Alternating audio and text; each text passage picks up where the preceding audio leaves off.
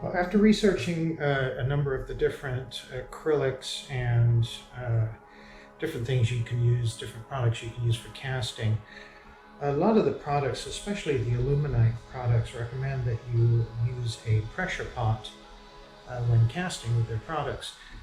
I have a vacuum system, but I do not have a pressure pot. So looked up on YouTube, and there was a number of people posting about converting a pressure paint pot from Harbor Freight to a pressure pot. I also looked up to see how much it was to buy a pressure pot, and they're a little steep. I think the cheapest one I found was like $350, something like that.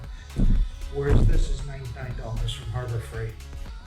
Plus, if you have a coupon, you can actually get it for 20% off. So, it seemed like a reasonable cost for something like that. So, I decided to pick one up and convert it. So, here we go.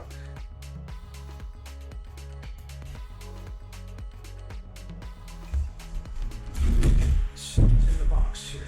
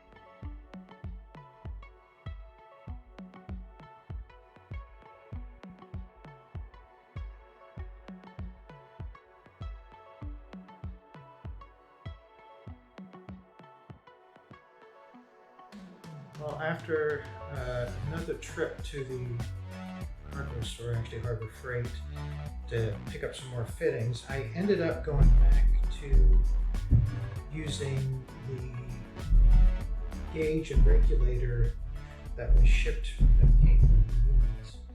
I did remove a number of pieces. This T here, this air inlet valve, this is the piece that was on the inside. This piece actually mounts to the outside. It's to hang this. I don't need any of that stuff. So I did have to kind of rig this a little bit. The only valves I could find were the valve on this unit was 1/4 inch, and these are, I think, 3/8. And yes, 3/8 inch. So I had to use something that went from 1/4 to 3/8. So I put the valve there, and then 3/8 back down to 1/4, so I could put the nipple here on, so I could connect up my vacuum compressor to it. So it's not a vacuum, it's a compressor. This actually just is a quick disconnect, so you just open this up. It puts in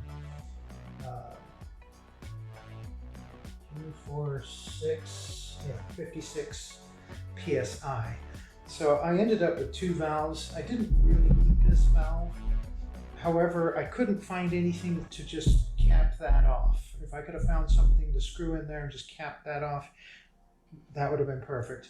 I did go ahead and put the pressure release valve back in here, and you can adjust these. So I adjusted it so it wasn't popping off at 40, which is where it was set initially. So I can actually disconnect this. Easier said than done. There we go. And this is holding pressure. So now I'm going to test to see how long it holds pressure. But at this point, it seems to be working pretty good. It's working the way I want to. I can add, connect, and disconnect. The problem I had before was without this valve here, if I disconnected, it would let all of the pressure back out. So by putting this valve on here, I can close the valve, then disconnect compressor from this, and everything's good. So so far so good. It's still sitting right at 4. It is moving down just slightly, and I think I can hear some air escaping from somewhere. It's very faint. One of the guys online was saying that if you put Vaseline on that little gasket, that it helps it seal better. So I might try that as well. Just cover it in some Vaseline and see if then things aren't a little better. However, we only need to maintain pressure for a couple of hours, I believe, for most of the stuff I'm going to be using here. So I think the only thing I don't like about this is these wing nuts are hard to tighten down all the way. I ended up having to use these adjustable pliers here, and I just covered it with some thick paper towel and moved it. I think, and I found a bolt that actually works in there. It's just the threads aren't long enough. The threads need to be longer. I think I'm going to replace these with bolts so I can use a socket to tighten this down. The only other thing is these bolts go right on this enamel paint, and they mar it up, they chip it basically as you tighten these bolts down. They chip this enamel paint, and which is kind of weird. You'd think they would have something on the bottom of the bolt to stop that, but it didn't. It's metal, raw metal. It's paint. So how's it going? It's still sitting right up there by 4.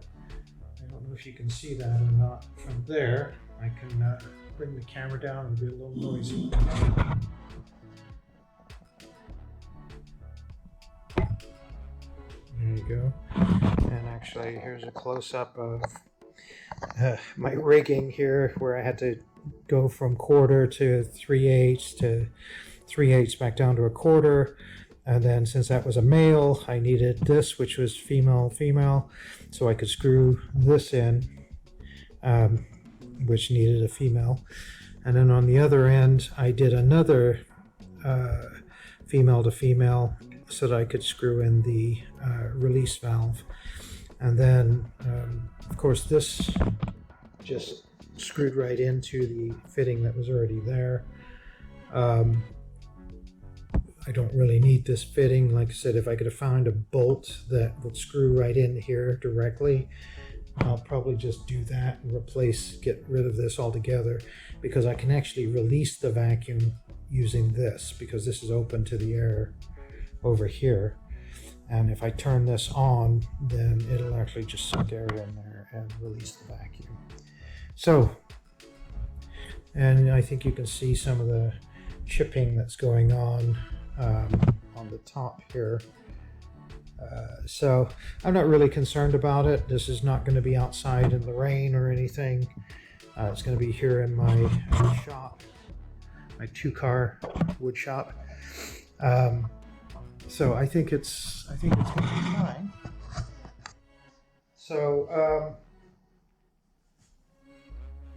And I think this is going to pass its test just fine too. I am going to do the Vaseline thing just as an extra bit of insurance on here. But I think overall I should be able to use this. And it's getting up close to 60, which is the max of this pot anyway. So I think running it at like 56, 58 is probably decent. And we'll see what happens. And that's it. Hopefully you got something out of this, and if you decide to start casting resin that requires a pressure pot, this might be a valid option for you.